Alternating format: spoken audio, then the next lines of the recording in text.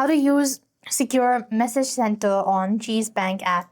In order to use the secure message center on Cheese mobile app, log in, and what you need is, first thing first, you have to sign into Cheese app and tap the menu in the top left and select secure message.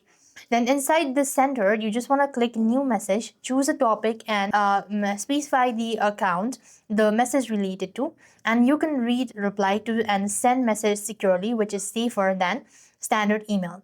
And a customer service representative typically responds within 48 hours, and use this to discuss account details, report fraud, or ask questions securely as well. And that is how you're supposed to secure message center on the Cheese mobile banking app. I hope the video was helpful, and if you're having any sort of issues, you could contact support team directly. Let them know about it and they can also help you out. So thanks for watching. See you in our next video.